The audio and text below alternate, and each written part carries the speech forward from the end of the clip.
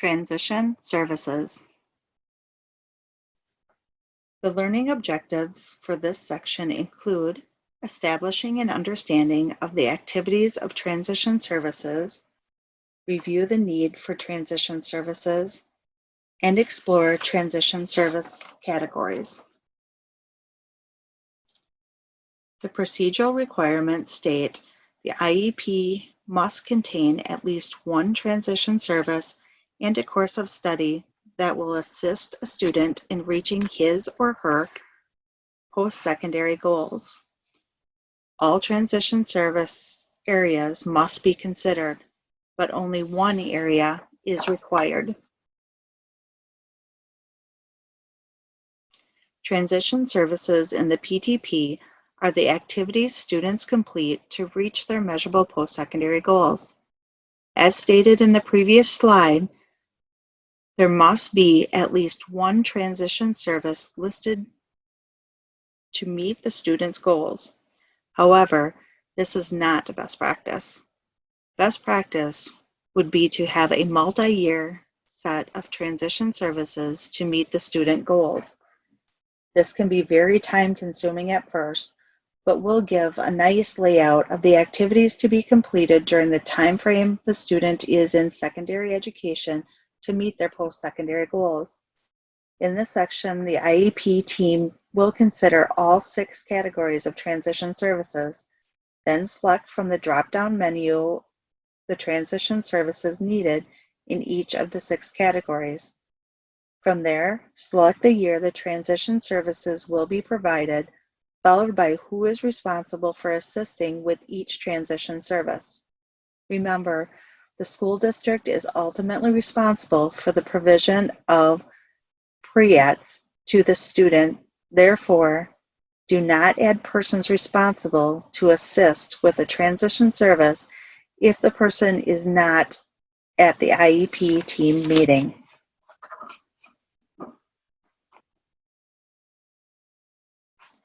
Transition services are defined as educational activities and supports designed to assist students with disabilities to reach their measurable post-secondary goals. These services are defined as educational activities and supports designed to assist students with disabilities to achieve IEP goals and leave school prepared to reach their measurable post-secondary goals as discussed in the previous section. The determination of specific transition service needs stems from individual results of various age-appropriate transition assessments. Transition services happen during the time frame of when the student is still in school. The transition services and pre-employment transition services, or pre-ETs, are interchangeable terms in regards to services in the PTP.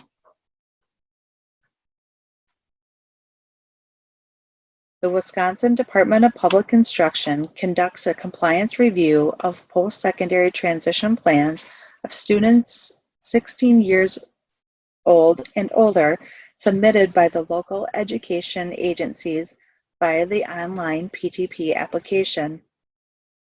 Many of the compliance errors detected arose at the 3 points during the transition planning process where the other option is available to manually enter information regarding post-secondary goals in the area of education training, employment, and also in transition services.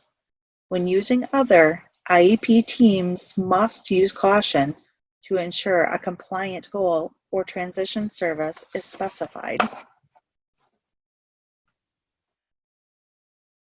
The Department of Public Instruction promotes the transition planning process that all students be prepared college, career, and community ready. Academic career planning is also being added as a requirement for students in grades 6 through 12 and will complement the transition services within the IEP. In addition, the Federal Workforce Innovation and Opportunity Act, or WIOA, includes the collaborative responsibility of school, vocational rehabilitation services, and long-term supports to provide pre-employment transition services to students. The WIOA is the acronym for a federal law called the Workforce Innovation and Opportunity Act, as said in the last slide. It was signed into law in July 2014 to replace the portion of the Rehabilitation Act formerly called the Workforce Investment Act, or WIA. WIOA creates both new opportunities and responsibilities for students, schools, in partner with the Division of Vocational Rehabilitation to support students and youth with disabilities as they transition from school to college and/or competitive integrated employment in the community. The intent of WIOA is to enhance the services available in school for students with disabilities. However, the partnership with DVR does not replace or reduce the school's responsibilities or obligations to provide transition services as part of the IDEA. WIOA aligns with the Wisconsin Department of Public Instruction's agenda, college career, and community readiness for all students. WIOA prohibits local education authorities from entering into contracts with service providers for the purpose of having students engage in employment skills training at sub-minimum wage jobs. Thus, WIOA enhances the need for the provision of transition services to students with disabilities, including those with significant disabilities. Transition service options in the PTP have been revised and aligned with the pre-employment transition service categories listed in WIOA to facilitate the selection and delivery of educational services to students ages 14 to 21 that support college and career readiness. In summary, WIOA will enhance the partnership between school districts and the Division of Vocational Rehabilitation. It will provide more opportunities for students with disabilities in becoming involved in their classrooms, community, and workplace. It is time to have high expectations for all students and empower them in reaching their full potential. Effective transition planning with the goal of competitive integrated employment will lead the way in providing opportunities for all students. As previously stated, the transition services in the PTP have been revised and aligned with the pre-employment transition service categories listed in WIOA law. There are 6 basic categories. However, the Division of Vocational Rehabilitation uses 5 of the categories.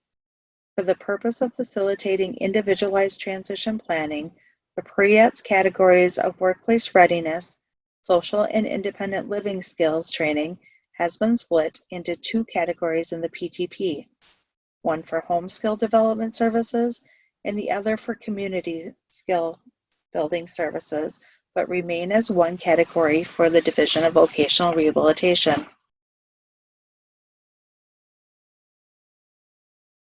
The first transition category is Job Exploration Counseling Services. This encompasses support for the student to learn about a variety of career options to make informed choices about current and future employment. Some examples include support the student to explore career interests. This may include utilizing the ACP. Determine the student's skills and strengths related to work, and help the student take a career and tech ed class to increase their employability skills. Work-based learning is the second transition service to consider.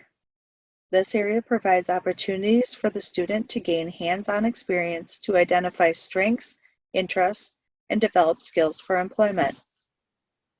Some examples include to help the student get involved in jobs at school, such as a school store, the library, the office, and the cafeteria, or maybe a coffee shop, so that they obtain work experience and gain transferable skills prior to community employment. Talk to the student about how to discuss his or her disability with a boss. Self-advocacy skills is one of the most important skills you can teach a student to be successful in employment and other areas of adult life. Knowing how to talk to your boss about accommodations you would need is a key to success in the area of employment.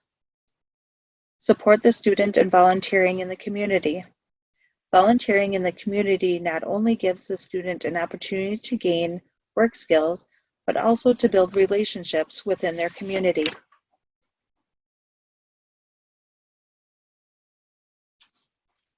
The third transition service area is post-secondary and higher education related service. This means assisting the student to achieve academic goals during high school and explore various types of college and job training programs. Some examples include to review and discuss the academic skills, strengths, and accommodations needed in college with the student to prepare them to request and utilize an accommodation plan in a college setting. Review Section 504 of the Rehabilitation Act and Americans with Disability Act with the student and family to help them prepare for college and understand their rights as they will change from high school to the college setting. Set up the student meeting with the school counselor to talk about college and job training options. There are several types of on-the-job training programs, certificate programs, 2-year and 4-year colleges to consider for all students. For example, Think College is a national recognized dedicated to developing, expanding, and improving inclusive higher education opportunities for people with intellectual disabilities. Think high expectations for all students you are working with as you assist them in meeting their post-secondary goals. Work readiness, social and independent living skills services for home is our fourth option. This option supports the student to build skills for increased independence at home. Some examples include to create a list with the student and family of things the student can do at home. Examples may be making a sandwich, setting the table, loading the dishwasher, cutting the lawn, raking leaves, any activities around the home. Support the student to become more independent at home with chores based on an assessment so that they are preparing themselves to potentially live independently. And provide opportunities for the student to learn about and practice being in the community. Some examples may include going to a restaurant to order lunch, visit a bank and talk about opening an account, going grocery shopping, and having fun in the community in which they live in.